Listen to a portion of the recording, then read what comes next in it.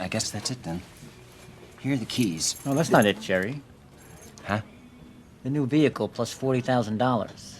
Yeah, but the deal was the car first, then the 40,000. Like as if it was the ransom. I thought Shep told you. Shep didn't tell us much, Jerry. Well, okay.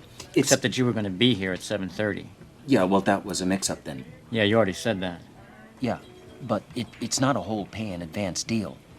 See, I give you a brand new vehicle in advance, and then... I'm not going to debate you, Jerry. Okay. I'm not going to sit here and debate. I will say this, though. What Shep told us didn't make a whole lot of sense.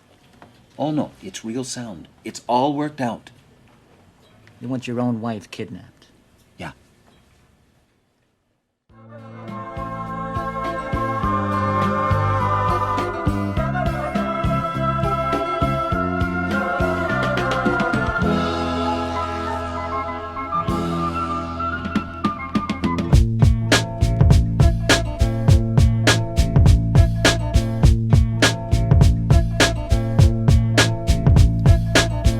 Welcome back, everybody, to the Film Bros podcast. My name is Isaiah Lucas, and I am joined by my co-hosts. Abraham. And Nick.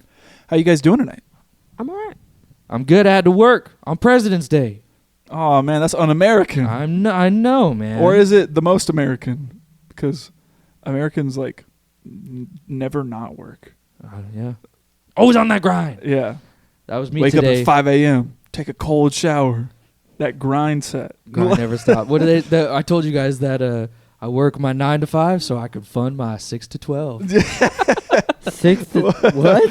Like you work this day, you work all day so you could fund your actual Your business venture. at night. Yeah. Yeah, I'm on that grind. No, I had to No, work. no. Yeah, I wish I could have thought more about this movie. Mm. But a lot of it I just was getting through the day. How about you guys? You watched it today, right? I watched it Yes. today, yes. Okay. Yeah. I was lucky enough I have a job where I get, like, just any holiday off. Yeah. Any Like, random day. Yeah, any just random holiday. They're like, oh, yeah, guess what? We get that off. And I'm like, all right, cool. I get paid for it, too, so that's great. But I had the luxury of just watching it today. And, yeah, it's a... Second time? Yeah, this is my second time watching. I found myself in the same boat as you because I think we both picked this up at Rasputin's, Mhm. right?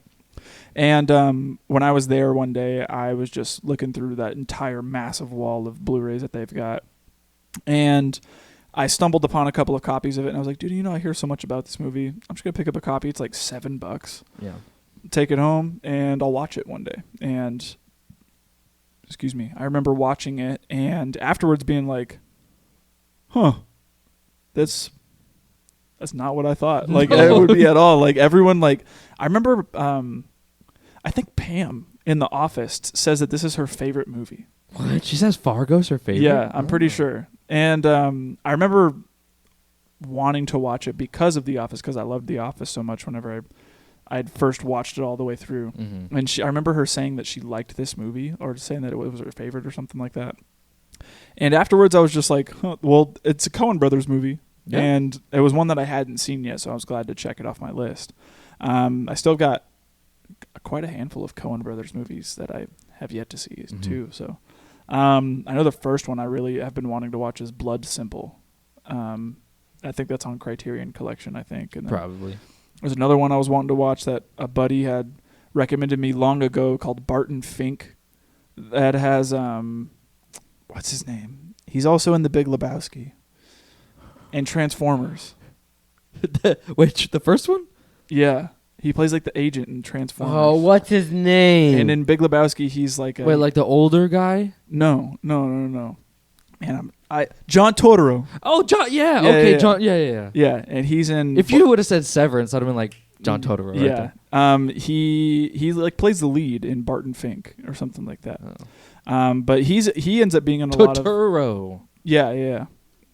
He ends up being in a lot of Coen Brothers movies later, and he's in a couple that I haven't seen yet. There's a handful again that I have not seen, but this is one of the earlier ones. Oh yeah, I'm looking. Barton Fink, 1991. Dude, he looks young. Yeah. Wow. Yeah. That's crazy. Yeah, I've only watched Coen Brothers. I've only watched this one, No Country for Old Men. Mm-hmm. Did we do any other on the podcast here? I don't think so. Not yet. I do want to do an episode on Oh Brother, Where Art Thou? Yes, you sent me that video of them singing. Yeah. In Constant Sorrow. Yeah. That movie's great too. My grandpa showed me that movie. And John Totoro's in that. Totoro's in that Yeah. one. Yeah. But yeah, this was my first exposure to this movie was probably like last year. Oh. So I know you guys said this was just your first watch. This right? was my first watch, and I didn't know anything about this movie until Nick mentioned it. What'd you last week. expect? Well, I expected. Did it line up like with what you expected, or were you? I was like, what? What? Because I didn't expect anything that like this. Because it said like a murder, but then you get a kidnapping, you get this, and then you get things thrown at you that when you read the title or the synopsis of it, it's completely different. What's the synopsis of the film? This movie we were talking about is, did we already say Fargo? No. Fargo, 1996, obviously written and directed by the Coen Brothers. I think one wrote it, one directed it. They both wrote it, and then they have also both directed it, but for some reason one of the brothers was not credited. Yeah, I don't know. The brothers, the Coen Brothers. Fargo, it's not streaming, or it is streaming on Stars. Yeah. But this movie basically, very simple. It follows a man by the name of Jerry. He basically sets up this very, very messy crime to get rid of his wife to collect some money. And it does not go the way that's planned, and the police get involved. It all takes place around Minnesota, so we've got the accents that we're dealing with. Mm-hmm. And we get to see how Jerry intends to hide his crime while also trying to collect the money. We get to see how the criminals are dealing with the situation and how they're handling cops that come by and people that see them and all that stuff. And then we also get to follow a cop by the name of Marge, Mm-hmm. who is uncovering the crime as we go along. Mm-hmm. So it's kind of three different perspectives, and they all meld together as one. And it's deceptively simple. We were talking about that earlier. Mm-hmm. It's really like a snapshot of just a life, honestly. Yep. Like, it's a little bit of a weird situation, but when you look at it and step back, it's just like one of the most basic crime movies ever. Yep. It really just about like evil and good. Yep. Yeah. And I was really caught off guard by it. I was expecting a little bit more drama, a little more action, a little more, on the edge of my seat, wondering what's happening. Mm-hmm. And there are some scenes that get us there, and then there are other scenes where it's just like, okay, we're diving into the life of Marge. Yeah. She's this pregnant cop, got a really good husband. Yeah. She's really good at her job. And it's less of it's less of a real high octane crime drama. Yeah. Thriller Yeah. type. Yeah. And that's something you should probably know going into it. Yeah. Definitely. But yeah, I enjoyed it. Yeah. I had fun with it. I'm excited to talk about it and see what you guys thought as well. Again, currently streaming on Stars. The film is rated R, so if you have any reservations about that, consider checking out what it's rated R for before diving in. And obviously, we're going to be talking about spoilers and stuff like that. So if you've got any, any reservations about spoilers, or if you want to check the movie out before, or if you don't care about spoilers, or if you've seen the movie and you're excited to hear what we have to say about it, then continue listening. So we're going to go ahead and start with our first favorite scene. Yes. Nick, I believe you had said that you had down the intro, right? I did. I immediately wanted to start with that because why did it got to start off with such majestic music? Oh, yeah. Like, the music here was awesome. Yeah, the score is beautiful. Score was good. The score was great here, and it's just this. It's almost like ominous. It is a little bit. Yeah. And it's this very plain wagon carrying a car, just being completely enveloped in this white environment. Yeah. And I don't know, I liked it. I really liked it. I was really immediately engaged with what was happening. I was questioning who this person is, where they're going. And I just loved the snowy area. Yeah. For some reason, it feels like kind of cozy. I don't know. Uh-huh. But it felt good, and it felt like weird that the white was kind of the thing enveloping. Usually it's like darkness. That's you get a lone car in the dark, but it was like a lone car in the complete bright, and it was still like just as ominous as the dark, which I liked. And then I even extended to whenever they get to that like bar. Yeah. And he meets up with the guys, and you immediately get the character of Jerry, because he's this Minnesotan. So I don't want to be the only way I know Minnesotans is by the stereotype. Yeah. You know what I mean? Minnesota, and they're always nice. Don't ever cuss. You know, stuff like that. Too polite for their own good. Yeah, and this guy embodies all of the stereotypes absolutely perfectly. Yeah. Because he gets there, and these guys are already hounding him, trying to manipulate the situation, saying, like, we were already here for an hour. He told me an hour. And he's like, oh, no. That's a mistake. Oh, jeez. Oh, darn. He goes, oh, Shep assured me it was only going to be 7:30. Yeah. Like, and he's all, no, he said 8:30 to me. And he's like, oh, well, I apologize for the inconvenience. It's not what I was trying. But you immediately get... I went Irish there a little bit. A tiny bit. But you immediately get the character of Jerry. He's like this... Like a guy who can do no damage. You know what I mean? Like and we go into him making this pretty elaborate plan of getting his wife kidnapped so he can collect the ransom money. Yeah, and then they collect some of it, and then he keeps the other half. Yeah, they do 50-50. But just the way that he carries himself, he's not going to get nothing done. No, he's not the type of guy that should be putting himself in this situation. Not at all. Like, he is not... He's not built for crime. No. Like, at all. This guy is like he feels like a penny pincher type guy, where he's like, I'm going to do things by the book. Mm-hmm. And, I need to make sure that I get home exactly at 5 because my wife will have dinner ready for me. And like, he feels like very rigid and like strict about a lot of things, especially rules. At least that's the way he looks. But then we get this guy trying to be like, well, I'm going to break the law a little bit here. And it's like, this feels like this is just not you. No. Yeah. Yeah. He does not fit the... I found myself that I laughed a little bit because, and this is just a joke, an inside joke that I have with Lisa. We always see like random cars carrying random things. So like one time we saw a Fiat towing a trailer, and I think that's the funniest thing ever. And then I saw this car towing another car, and I'm like, you couldn't, and it's snowing. Yeah. You couldn't use a truck. Like that's. I think it's one is dumb, but I think it's also funny because you don't ever see something like that. So I laughed during that beginning scene. Yeah, kind of ridiculous. I don't know. I just like the way that it got brought up to see this like very plain old Jane old Minnesotan trying to get his wife kidnapped. Like it's a very juxtaposed, which really caught my attention off guard. And I was like, okay, I'm liking this. Yeah. I was like really engaged in this part because I didn't know where it was going. I didn't know how the crime was going to end up. And I didn't know why he needed the money at this moment. So I think it was a very good introduction. Nice. My next favorite scene from here is actually whenever the bandits or the thieves, their names are Carl and Geyer or Gayer. I want to say Geyer. Gear. No. I'm not sure how to pronounce it. I don't know. He looks like knockoff Ryan Gosling. Seriously. But blonde hair and everything. Yeah, but it's at this point whenever they're driving to Minnesota, and I think it's to give a little bit of context at this point. Jerry has already said like, "Hey, okay, we're ready to go. This is gonna go down. You kidnap my wife. We'll get the money from my dad, who is very well off, and then we'll split it 50-50." And so the criminals start making their way to Minnesota to hand out this crime. And while that's all happening, Jerry gets put in a position where he was like, oh, I just got this deal at work, and it's going to make me a lot of money. Like, we could probably just call this whole thing off, actually, because this money that I'm going to be making from this deal is going to cover everything that I need. So, let's just call it all off. So he's trying to get a hold of these dudes. They're not answering.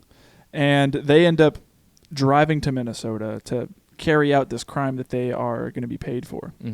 And it's a very small little interaction between the two, but the people that we're talking about, his name is Carl, who is played by Steve Buscemi.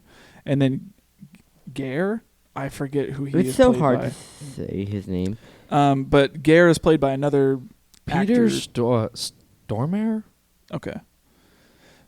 Yeah, him. So they're in the car driving, and Gare's character is very like stoic, and very like Stonewall. Like he just says nothing, has no emotion on his face. He's very intimidating and threatening looking, right? Like even when we get introduced to him at the bar, like he's just like sitting back with like a cigarette just burning in his mouth, like he's like asleep, but he's just not saying anything or doing anything, and he's just staring into the abyss. And they're driving, and Steve Buscemi's character is just kind of like, man, like, you haven't said a word to me this entire time, dude. Like, this conversation has been real great. Like, I can tell this is just so fun for you, right?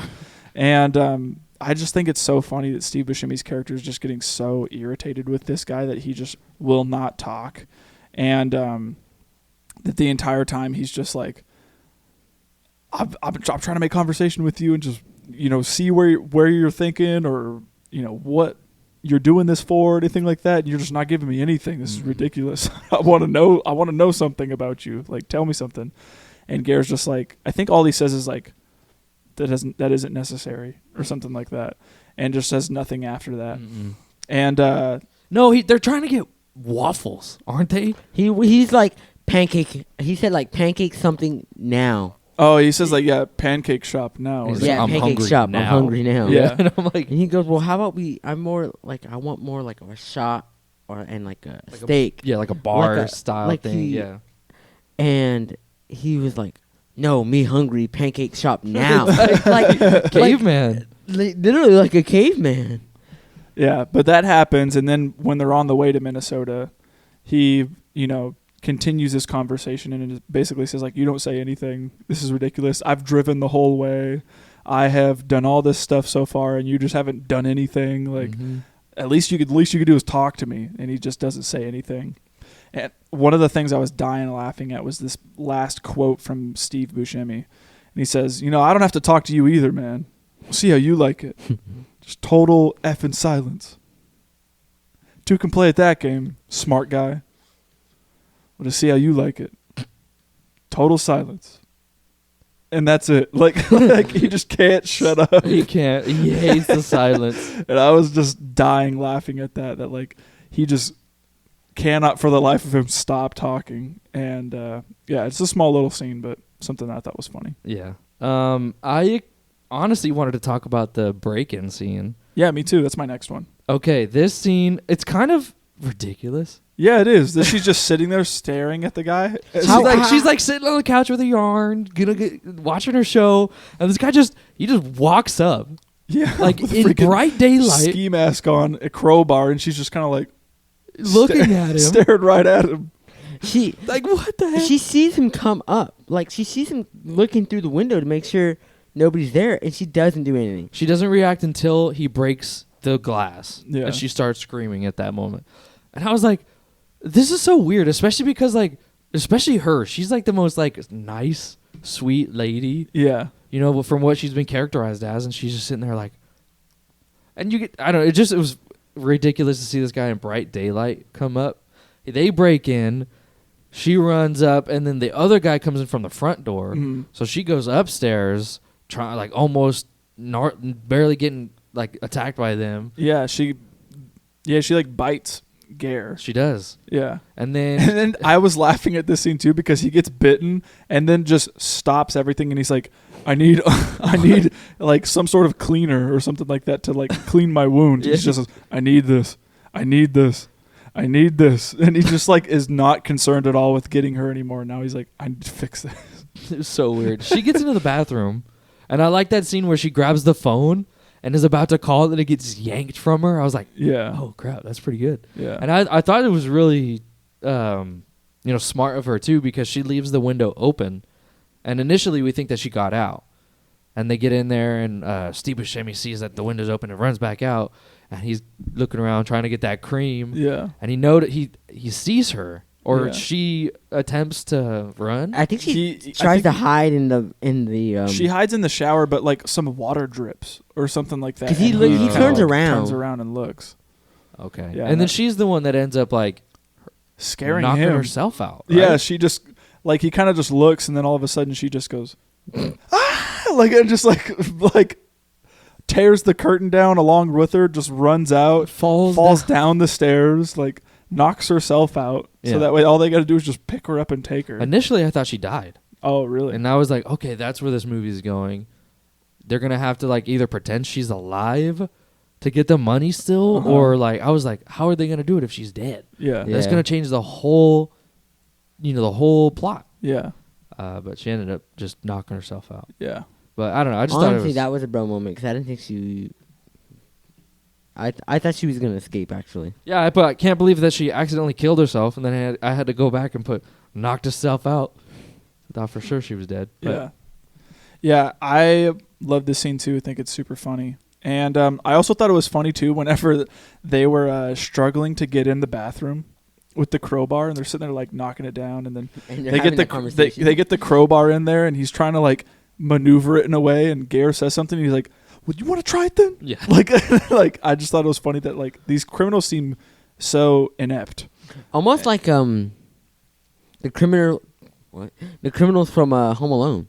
Yeah, kind of. Yeah, Like, they're just dumb. They seem totally unaware of their surroundings or like what it is that they're supposed to do. Right. And yeah, I thought that was funny too. My next one after that is actually whenever they get pulled over. Yeah, this is pretty crazy, and this is This is like the crux of the story right and here. it's the cover of the actual DVD. Yeah. Is this red jacket man in the snow? Yeah. Which it definitely blew me away. Yeah. And this whole scene is pretty wild too. So they're driving away with Jean in the car, kidnapping her, driving her back to this cabin to hold her for ransom, basically. And when they're driving, eventually a cop ends up pulling them over. He's like a state trooper or something like that. And because they got pulled over, the reason that they got pulled over was because Carl didn't put tags on this brand new car that he was given by Jerry. And he's like immediately knows like, oh, it's the tags. I know that's why I got pulled over. I never put the tags on my car and all this stuff.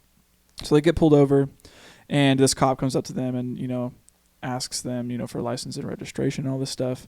And he tries to bribe him. With the 50. Dude, the way like- that he bribes him though, Yeah. so dumb.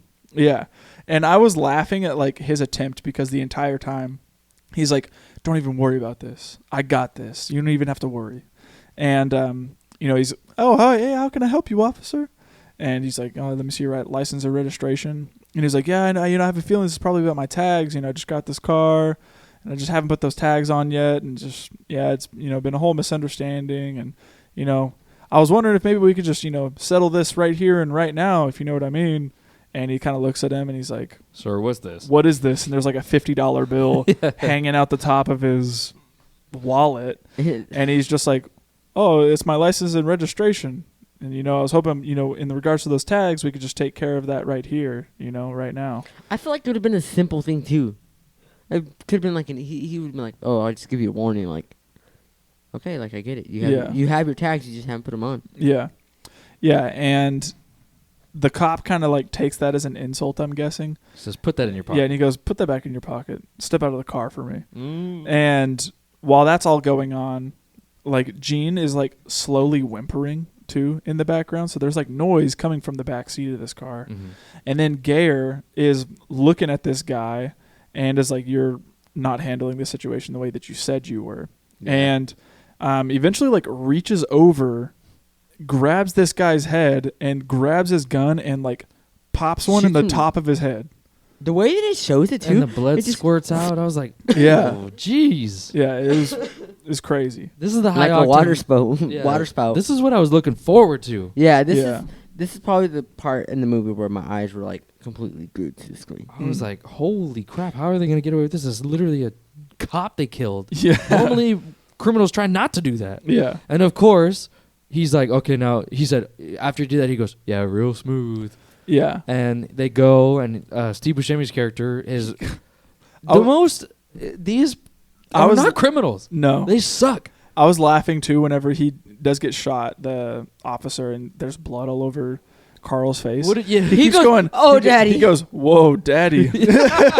That I was like, what the yeah. heck? He says, "Whoa, daddy," and then he goes, "Oh, daddy," after. Yeah. And Yeah, I was laughing at that. next time I get shot on Siege, I'm Say, "Whoa, gonna daddy." say, "Whoa, daddy." Yeah, it was crazy. But eventually he gets out and is like, man, now we got to take this dead cop, throw him on the side of the road and try to get out of here, right? Mhm. So he's trying to drag this guy, and as he's dragging him, he sees headlights start coming down the other way man. and doesn't try to like hustle or hurry at all. At all. It's just kind of like, oh crap, let's keep trying. And then these two innocent people kind of pass by and see everything that they're doing. Mhm. And then he just kind of stops in his tracks and stares at him and is like, oh crap, we just got caught. Yeah. Right. And, he pulls the cop over. Gare hops into the front seat of the car, flips around and starts chasing these people down. Mhm. And this is where it got real intense for me, was, Gare hunting these people essentially. Literally. And, he's driving, and we see these taillights just getting further and further and further away, and then they eventually just disappear. And he, Gare just keeps driving and is, for a second is like, crap, I think we lost him. What right? happened? They got in an accident or something. There was ice on the road or something They like just that. crashed. Yeah, they could have and just easily just slipped. yeah, and that car ended up actually getting in an accident. He slams on the brakes and looks over. The car's flipped. There's a guy in the red coat that's notorious for being on the cover just running away, and Gare just gets out and just executes these two people. Yeah. Like, that it's- was wild. Yeah, it's crazy. He shoots that guy in the back, and then there's a girl stuck under the car. And he just He just looks right at her and just pops her. Yeah, it's a crazy sequence. Yeah, do you see why I call him menacing? Yeah. He is really, he's brooding. He Mhm. doesn't ever speak. He's literally evil. He just executes people right then and there. Yeah. So, Yeah, I said, dang, ruthless. Yeah. absolutely. And this is really what caught my attention again at this scene. I was like, oh. Yeah. And this is the whole thing that introduces our main character, Mhm. which is Marge. Yes. Marge is a pregnant police officer in I forget the town's names, like Brainerd. Brainerd, Yeah. and she kind of is tasked with going and she wakes up, dude makes her eggs, she gets her car jumped, the prowler. She barely even Yeah. eats these eggs. I know Yeah. he doesn't. She gets out there and they're going to investigate, and again, this is a really good scene to characterize her a little bit because she's really she's like, oh, I see he's got big footprints. There's two sets over here, so it was two people, Mhm. and then she lays it out exactly how it happened. Yeah. Like, oh, they killed the cop. Some innocent people drive by, chase them down, and kill them. Yeah. Exactly what happened. She's great. She knows what's happened. Yeah. She just doesn't know who and where they're at. Yeah. And she gets introduced to the character to the story. She's basically unraveling the quote unquote crime and mystery that's going on. Yeah. Yeah. From there, my next favorite scene is actually the exchange of ransom money between Wade, who is Gene's dad, and Carl. Yeah. Wade hates Jerry. Yeah. Right? Like Yeah. he does. belittles him every chance he gets. Yeah. It's funny. Yeah. Their relationship is funny because I feel like Jerry thinks that they have a way better relationship than they actually do. Yeah, the dad's like, I'm not having it. Yeah. I'm not having it. I don't even think you I feel like just from their relationship I get the history of Gene and Jerry's relationship. Like I feel like they got together. The dad never was really, approving of it, but they got married anyway. Now the dad has to deal with it. Yeah. But he always hated him because he took a daughter away. You know what I mean? Like just from that I get that, Yeah. which I think is fun. Yeah, but eventually, up until this point, Jerry starts telling Wade and his business partner Stan, I think it's Stan, I think so. that Gene has been kidnapped and that they're holding her for ransom, and that we need to do what these guys say because if we don't, then they could potentially kill Gene, and they're asking us for like $1 million basically, and it gets to the point in the story where Wade essentially says, okay, I'm going to give them the money, but it's me that's going to do it. I'm not going to let you do it. It's my money. It's your money. Use it when you need it. It's my money, and I need it now. Yeah. But yeah, Wade essentially says, I'm going to do it. You're not going to tell me what to do. And goes to the meetup spot where Jerry is supposed to go. And Wade takes off with the cash in hand, and then Jerry sets off a little bit before him, or after him, I should say.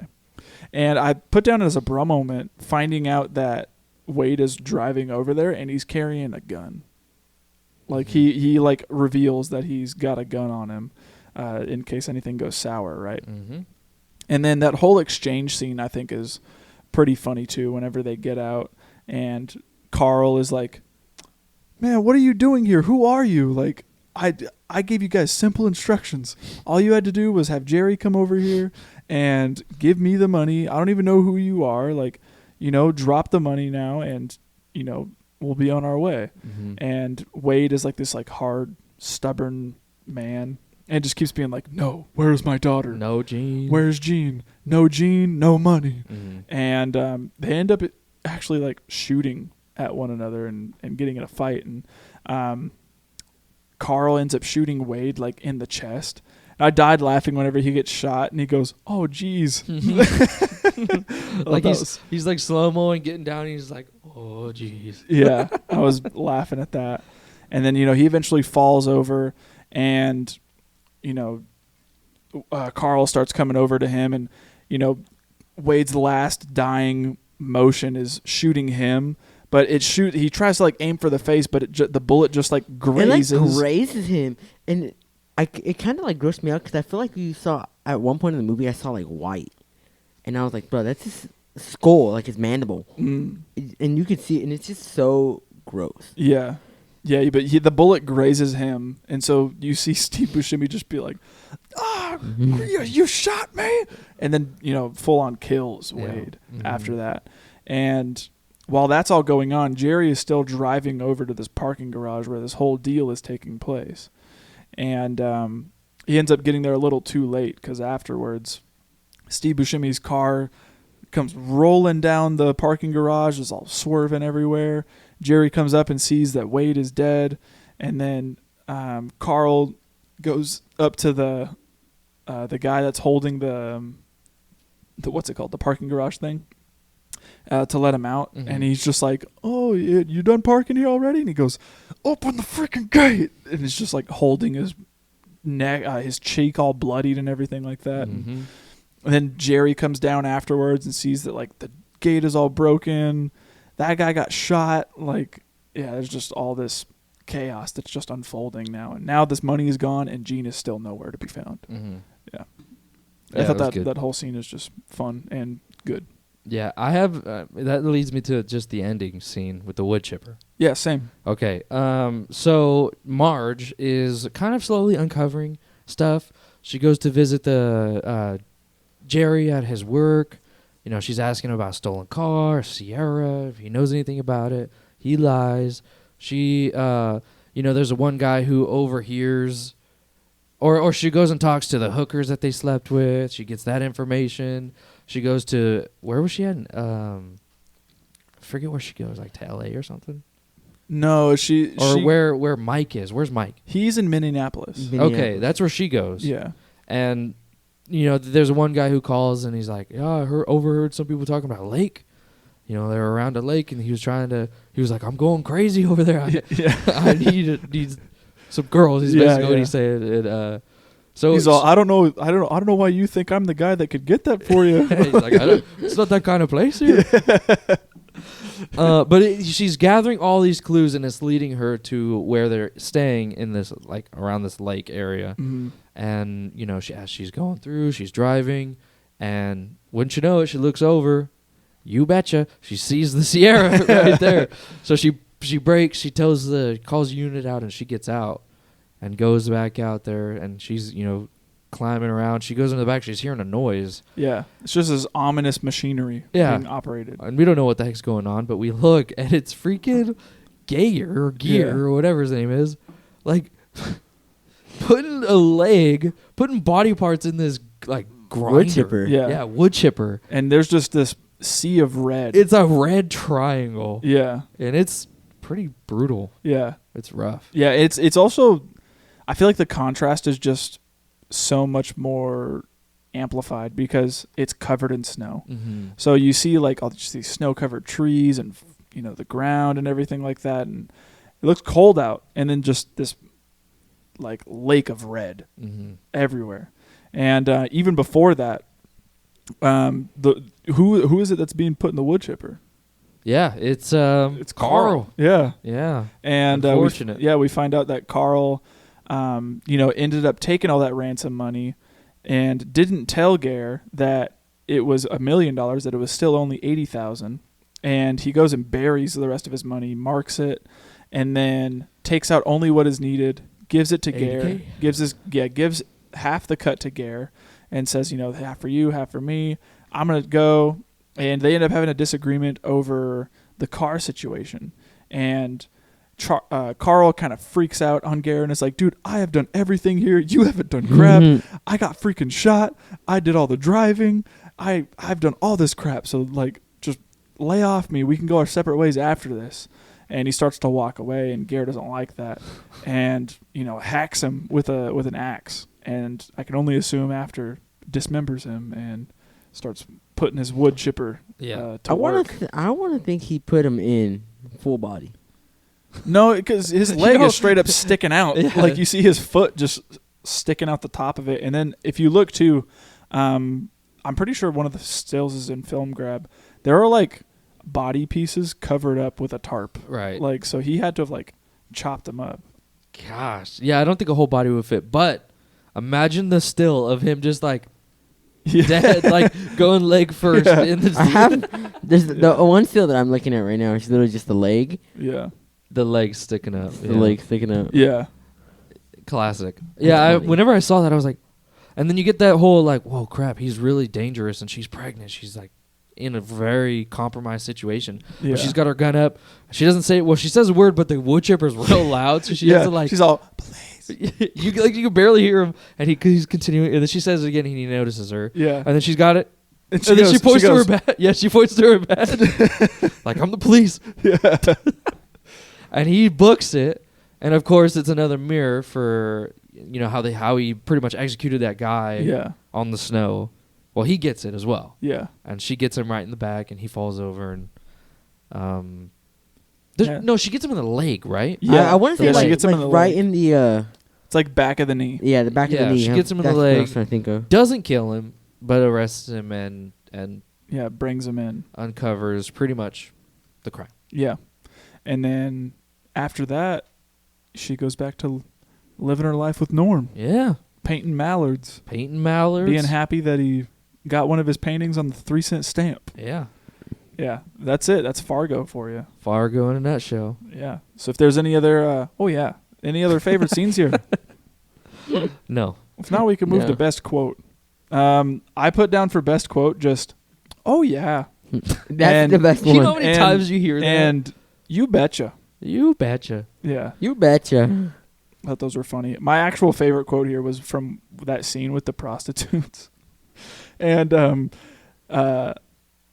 Marge is going in there and she's questioning these people, asking them, what did these guys look like? What can you tell me? And the only thing that the girl has to say is like, oh, I slept with the shorter, skinny one. He was kind of funny looking. And she's like, okay, funny looking in what way? And she's like, oh, he's just generally I funny couldn't looking say. in a just a random way. Like he's funny looking. And she was like, could you be more specific, like about what he might possibly have looked like? And she just goes, he was circumcised. It's like, Like that's supposed to And dignify I was you. dying laughing at that. And she kind of like, it cuts back to her and she's just kind of like, anything else about him that he could have described him as? And she's like, no, just that he was kind of funny looking. That was really it. Like, I was dying laughing at that. yeah, I was kind of being like, oh, they're ridiculous. This is not helping. But the time I did laugh when something like that happened was when that one guy was saying the story about how he's asking him for girls and that's not the kind of guy he is. Yeah. And he goes, okay, well, tell me what the guy looked like. And he goes, oh, he's the little guy, kind of funny looking. Yeah. And the guy goes, in what way? And he goes, oh, just a general kind of way. Yeah. And I was like, why can't they describe Steve Buscemi? Like it's accurate. Yeah. Not to be mean, but it's accurate. He's kind of weird looking. Yeah. but they never like they can't. They can never be like brown hair. It's got like little buggy eyes. like Buggy eye. like no, they couldn't say anything about him. They're It's just like, like, oh, yeah, oh. he's funny looking. just general. He's just generally weird, Yeah, and it's like, okay, how's that gonna help? yeah. So that's the time I was laughing pretty hard. Any other best quotes here? I didn't write any down. I have What- one last one. What about you're darn tootin'? You're darn tootin'. Oh jeez.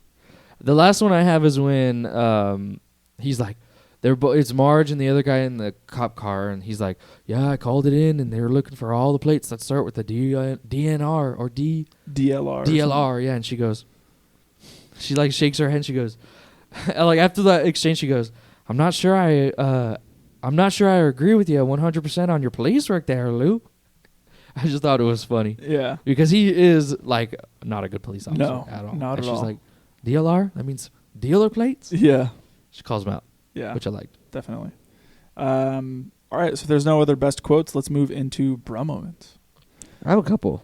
All right. So my first one is in the beginning of the movie. It boasts that this is based on a true story, and that names of characters have been changed Yep. to respect the living or something like that. And then, but it was told as accurately as possible to have respect for the dead. Mm-hmm. And then finding out that it's actually not based on a true story like it says it is. Yeah, Very I have a strange. fact about it, and it says that in the first, they didn't tell him until 3 weeks into shooting that this was not real. Mm. So imagine just working like, dang, can't believe this actually happened. Yeah. And then somebody was like, oh, by the way, this isn't true. Yeah, I don't know if Yeah. I like that very much. I don't know. Yeah, I was reading that the Coen Brothers had decided to put that in to kind of suspend the audience's disbelief a little bit, so that way, they would maybe identify with the movie more or something like that. But or- here's the thing. There's not very much here that like is way out of proportion. Yeah. You know what I mean? This is just like a normal crime drama. yeah, It's very easy to suspend pretty much all disbelief. Like, if it wasn't there, I'd have been like, what this type of like crime thing kind of reminds me of? What? Like, or at least I should say like this style of it. Like, it reminds me of the same thing as like Tiger King. Where it's like all this crime is happening, but it's with these like such eclectic characters where you're like, how is this even actually happening? This feels so wild and like out of left field that like it can't be real, but it is, right? I feel like that's kind of is in that same vein a little bit. that's why they wanted to just assure the audience, like, yeah, look, it's real. It's Yeah. real. This is happening. Yeah, maybe. Feel a little manipulated. I put the first one I had was when Jerry starts to like rehearse what he's gonna say to Wade. Bro, that was so Yeah. funny. I thought Yeah. that was crazy. He's like, "Oh, geez, Wade, it's about Gene," and he goes, "No." And then he goes, oh, it's Gene. Yeah. He goes, Wade, it's Gene. Sorry. Yeah, dude. Yeah, it I was was like, "This guy's a sleazeball." Yeah. I also, whenever I found out too, in another bromance, seeing Wade and Stan were gonna move on Jerry's deal independently without him. Mm-hmm. They're And- like, oh, they're straight up said, you won't take offense from this, right? Yeah. I thought that was pretty crazy. That they were like, okay, what's your finder's fee? And he was like, well, no, I didn't want a finder's fee. I was thinking, I was gonna, collect on it. And they were like, why would we give you all the money just so that way you can make money off of it? Like, Yeah. that doesn't make sense from an investment standpoint. Like, if I'm gonna give you money, I need to get something in return. Yeah, so at least I would have said like some percentage. Yeah. But Jerry, for some reason, is thinking, you give me all the money and I'll make all the profit. He's so dumb. He's so dumb. That He makes does no not know how to sense. run a business. No. Yeah. And they straight up tell him, "Dude, we're not a bank. Yeah. You're stupid." Yeah, and then basically after that, they're like, well, like, because you don't have the money or the resources to do it, this is a good deal. We're gonna move on it, Yep. and we're gonna take advantage of the situation. Yeah, they said that, but they even still said, do you want a finder's fee? Yeah. Like, even after saying that, they're like, we'll still give you money for giving us, like, for showing this us. Yeah. And he said no. I know Yeah. you should have said like 20% or something. I would have been like, yeah, give me like 30 grand. It was He needed 10 more though. Yeah. 320 at least. Yeah, something like that. Give me 10% of that. To find it? Yeah. Yeah, I don't know. I don't know. My next one, just the whole Mike's character. Honestly, like he calls. Mike Yanagita. Yeah, Yanagita calls like it's butt crack at nighttime, like 10 something, right? Something like that. Yeah. Oh, I don't quite know what time. No, it was. he's the quarter he- to 10 or something, right? Yeah. He quarter calls to it, like, 11. What's in the morning though? Oh, in the morning? Yeah. Because he says, "I hope I didn't wake you." Yeah. Quarter to 11. That's like a time Everett's a week. Yeah. Oh. Yeah. But she calls him, talks to him, and then like they meet up. He's like trying to hit on It her. was so Yeah. awkward. I was cringing. He goes like to the side of her. She goes, "Nope, I prefer you on that No, side." because Yeah. I was just he goes, "I think I want to sit on your side," and then immediately puts his arm around her and she goes, "No, I think I like you on that side." yeah, Yeah. And, yeah, it was rough. Yeah, and then that- the whole like he starts to break down and cry that his wife had leukemia and all that stuff, and she passed away, and then he's lonely, yeah. and she's just sitting there like, I'm sorry, Mike. like I don't know what to Well, tell I mean, you. what do you do at? Yeah. Well, it's a huge moment too when we find out that he had been lying the whole time Yeah. and that he wasn't even actually married. That the person that he said he was married to hasn't died, and that like he's been like pestering. pestering people and all this stuff to try to like get them to take him in. Essentially, Yeah, yeah, it's pretty wild. a freak. Another bro moment for me was seeing Shep beat the crap out of Carl. The escort that he's with at the time, and then the neighbor across the way too. Yeah, I thought yeah. was super funny. I Whipping wanted him to with the talk belt. about just the sex scenes in general. That one when Shep beats up Carl, that one actually was very funny Yeah, because the way that the prostitute is interacting with him, She goes, it's just oh yeah, okay, it's come so on now. monotone. Yeah, Though. It's just like she does not want to be there. She's just there for the bag. Yeah, And then the first time that we actually see another sex scene is you see Carl and Gear going at it, and then like next scene is just they're watching the news, yeah, and I was like, I don't need to see this. yeah, So yeah. It was I thought those two were big bro moments. yeah, but that whole sequence where like they're going at it, and then Shep just comes in and like tears Throws her this lady off, and then picks him up, and you see him like naked just fly over this freaking couch, and the entire time he's like, "Yo, what's going on, man?" And Shep is like, "I'm not going back to prison. I'm not going back to Stillwater." He's just beating up Carl, and then the neighbor is like, "Hey, keep it down over there. I'm trying to sleep." And he comes over and is like, "You shut up!" And just starts beating the crap out of the neighbor. And then the escort's trying to leave, and he like kicks her a couple of times, and then takes Carl's belt, goes back in, and just starts whipping him with his belt. It was funny. Yeah. Dude, I didn't think Marge was a cop. What'd you think she was? Well, because when they call her in like in the middle of the night to wake her up, obviously she's the chief, right? But I just didn't. It just threw me off guard because she's pregnant. Mm. And then you see a pregnant lady roll out of bed, and that's not the first thing I'm gonna assume that she's a cop and she's about to go deal with some 3 homicides. Yeah. I was like, what? Yeah, it's pretty rough. Yeah. I just said fool getting axed. Yeah. I thought that was pretty crazy. And The then- dad getting shot. I put no gene, no money Yeah. because that's just I didn't think he was gonna get shot. Yeah. My last one was Carl lying to Gare about the 80 grand. Yeah, he was actually a mill. Yeah. That's pretty crazy. Yeah, that's it for me. Me as Yeah. well. The last one for me was the wood chipper. All right. Well, if that's it, then let's get into some facts with the bros. Yeah, so the budget to make this movie took $7 million to make this. Opening weekend, it made $730,000. Gross for U.S. and Canada made $24.6 million. And gross worldwide made $60.6 million. Wow. So it absolutely killed. Yeah, seriously. Wow. This movie also is nominated for 7 Oscars and won 2 of them.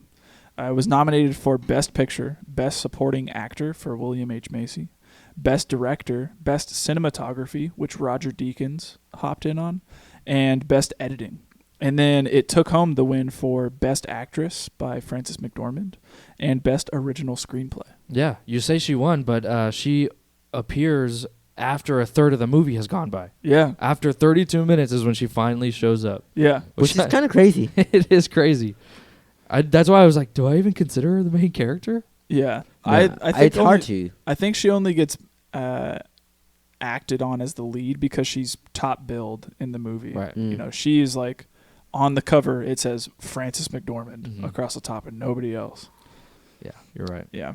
I also had down here too that the role of Carl Showalter was written specifically for Steve Buscemi. Mm. Really? Yeah. Wow. So the Coen Brothers had him in mind from the jump whenever they were writing that character. You could Dang, from the get-go. definitely tell. Yeah. So the Kirsten Rue, I don't know how to say her last name. Radrude or something like that? Radrude, Yeah. who was Jean, was actually born in Fargo, Minnesota. No, oh, Fargo's North in North Dakota. Dakota. Yeah, North Dakota. Yeah. I don't know. I put MN. Now, here's the thing. This is the fact here that I thought was super interesting because I've felt the same way. So it says the Mike Yanagita scene is often considered as one of the most pointless scenes in cinematic history. And honestly, Yeah. pointless, the most pointless of just Mike and that scene of them going to the dinner. Yeah. Mm. I thought to myself, yeah, it was kind of pointless. It doesn't really affect the plot story, at all. yeah. If it wasn't there, fine by me. It doesn't change anything.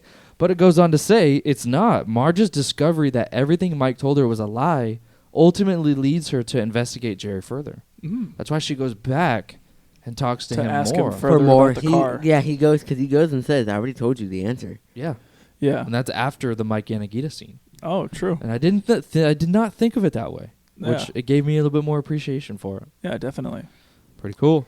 Another one for me, actually. Filming had began for this movie on January 22nd, 1995, when the region was experiencing its second warmest winter in 100 years. Bruh, so it wasn't even like as cold as they try to depict it? Or Yeah. it might have been. Yeah, well, actually, all the filming actually took place over Minnesota, North Dakota, and Canada, and a lot of the snow that was used was artificial.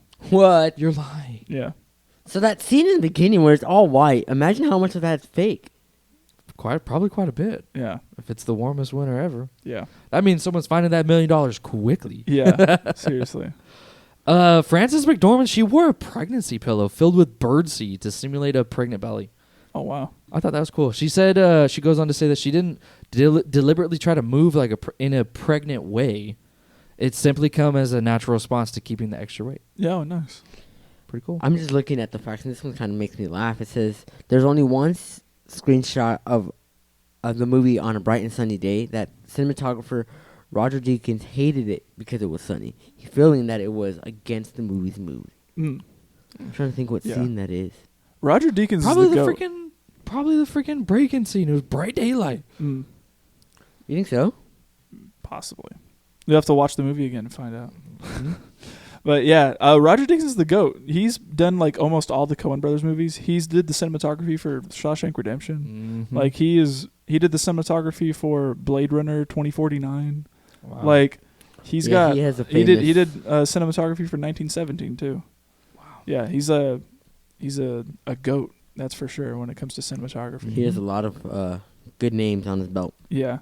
The last fact that I have here is the snowplow that drives through the motel or past the motel at the end of the film is actually not part of the script.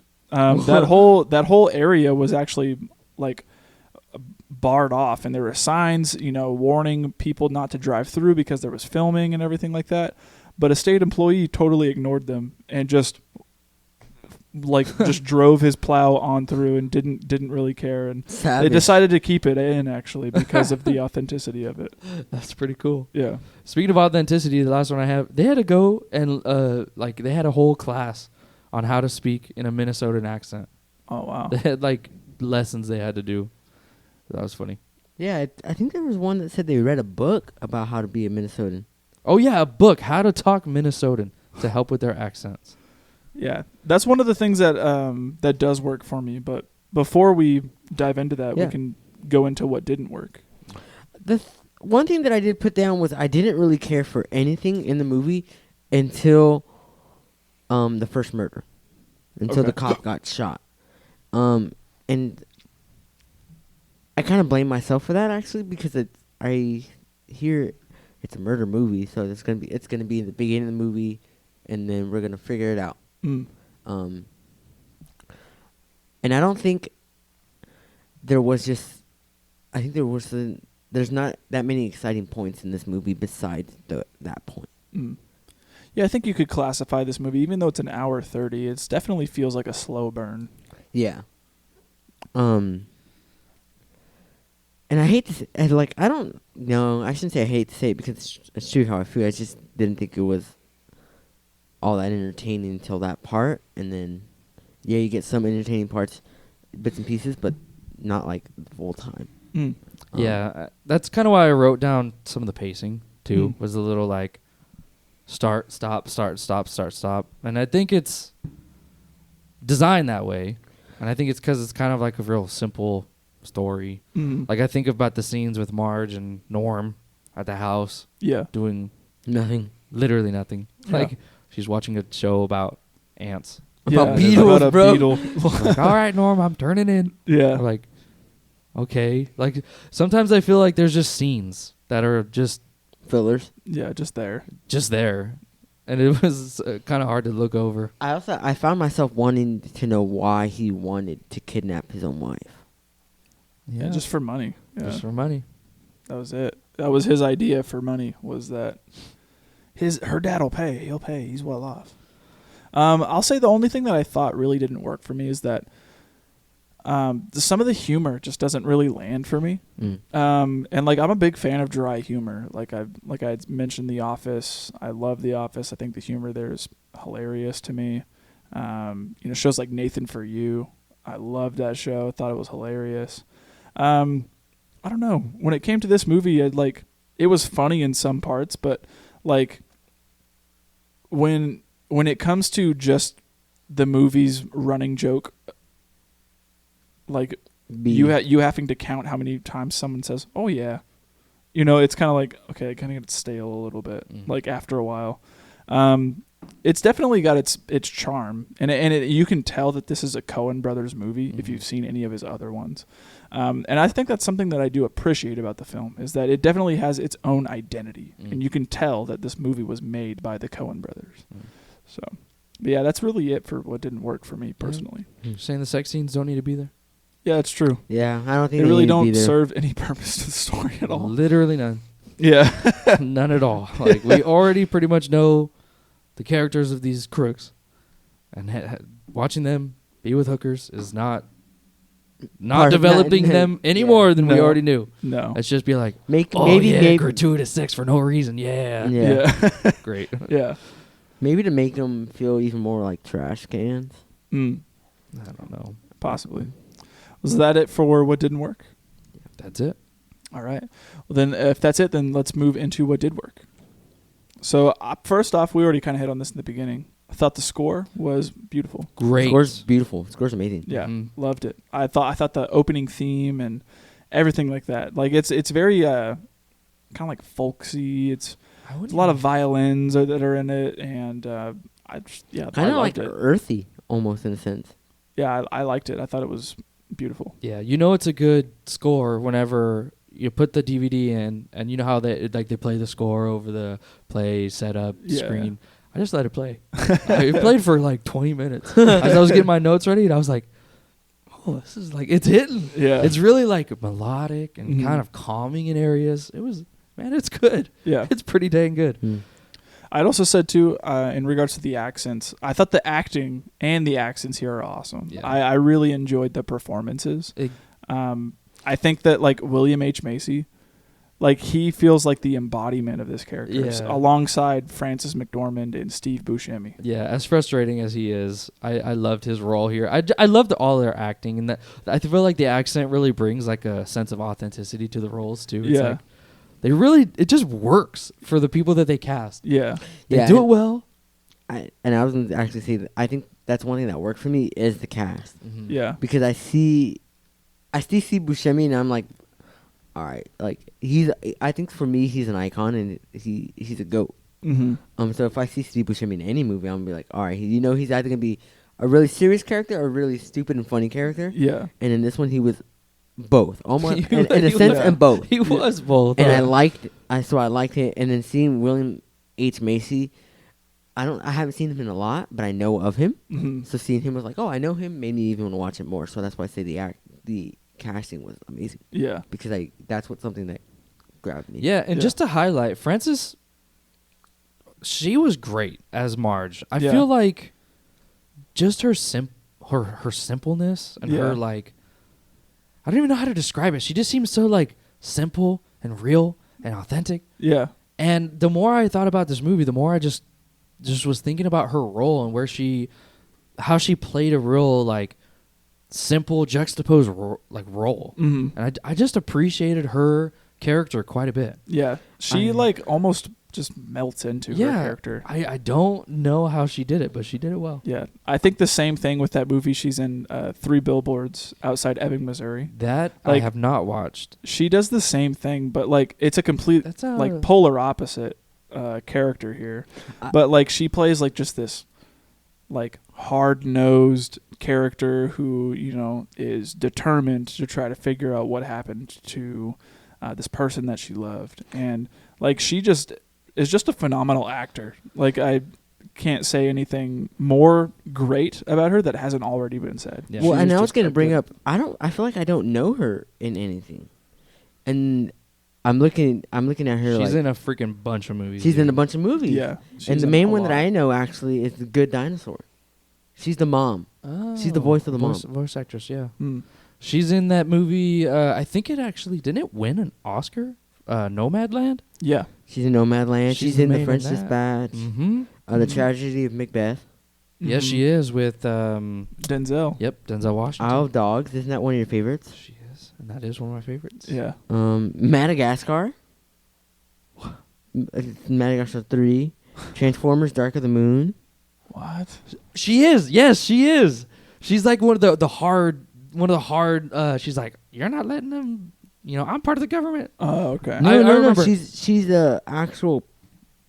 No, thing. she's like a human role. Is she? Yes, It says her name is Miri. she's a human role.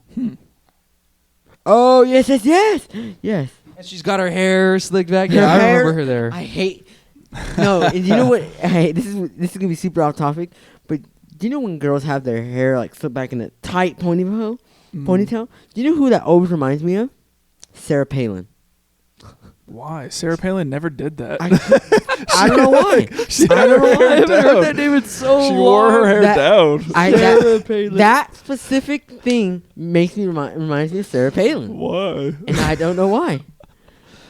Isn't there like a meme about her or something? I have no idea. I don't remember anything about Sarah Palin, Except that she's got the. except that anytime I see someone with a super like when I see on TikTok the girls from the military who slick back their hair super they back have and they to. put I know they have to, but it reminds me of Sarah Palin, especially girls with glasses. I don't know, man. Actually, I don't know where you're getting it from, dude. I don't know anything about Sarah Palin. I don't know where you're getting it from, bro. There's a link in there that's a synapse. linky, a linky. synapse. There's like Sarah Palin's way far in this side of the brain, and his hair in a Slick back ponytail. ponytail is just going all the way to that synapse, dude. There's just one synapse there. You gotta break that thing, man. I'm looking up at Sarah Palin right now. I don't know. That's wild. That's Yeah, brings funny. back. On that note, I love that the movie is deceptively simple. Mm. I like that it doesn't try to be more than what it is.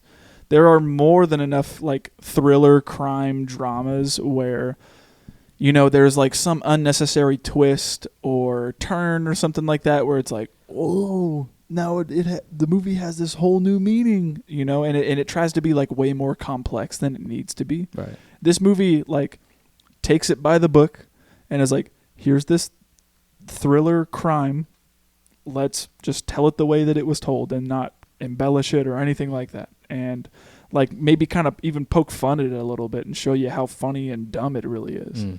So I like that. Yeah, I think, I had started the podcast saying it's a snapshot of the life. And I really think with it being so simple, it really is. Like, you're just diving into characters living their everyday lives.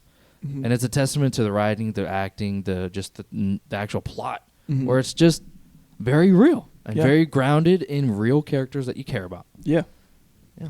Yeah. Lastly, I'll just say too, I think the writing here is spot on. I thought the dialogue between characters was phenomenal. Yep. It feels like I'm watching real people Hmm. talk, and I thought the writing here really killed. But other than that, that's about it for me. Yeah, me too. All right, who wins this movie? So it'll be interesting. I put Steve Buscemi. Okay, I put Frances McDormand. I did too. Yeah, she is what I think about whenever it comes to this role and how just simple and wholesome she is. Yeah, same. I can see that. Yep. All right. What about some themes? I didn't put anything down. I feel like this is a second time watch. You can really glean a lot more from the characters here. But Yeah, I had wrote down like themes of like greed, obviously, but more discontentment than anything. Because for me, I really just didn't understand why Jerry needs the money. You know, it's never specified that he's in any sort of like debt or that he owes someone money or like, you know, if he doesn't get it in a certain amount of time, something bad's going to happen, you know? Well, yeah. So it feels like, what? Because who are the other people who were like, if you don't give us the VIN numbers for these cars, like we're gonna have to ask for that like money back. Legal troubles, stuff like that, right? But I felt like I thought the whole VIN number thing was because he had stolen a car to give to the guys because they requested a brand new tan Sierra, and that's the first scene. You know, is him hauling that thing, you know, to North Dakota. Yeah. But yeah, I don't know. Like I just. What? Because there's no way one car is gonna cost that much money because it's a hefty amount. It's $300 something that he needs. Yeah, $100,000. Yeah, so I mean, maybe he has been scamming for something, right? But I don't know.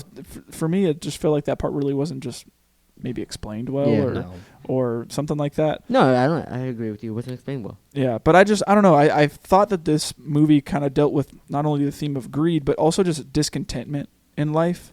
And even at the end of the movie, Frances McDormand's character is asking Gare in the back of the cop car, like, you know, you did this all for some extra money. You know, I don't get that. I'll never get that. And then the ending scene is her and Norm sitting in bed. Norm is so excited that, you know, his painting got chosen to be on the 3-cent stamp, and she is so proud of him. They end the movie saying, you know, I love you too, and they kind of just, you know, cuddle up, and then the movie ends. And you know, So they're so content with one another in the life that they have built up that, you know, they don't need anything more than what they've got. They're perfectly happy with being on the 3-cent stamp and, you know, going to work in the morning and coming home and being with one another and spending time. Whereas our other characters, you know, were not okay with the lives that they were living, and they wanted more. And because that drive got the best of them, now they are, you know, in jail or dead. So, yeah. Hit it on the head. All right. On the head. What are we rating this boy?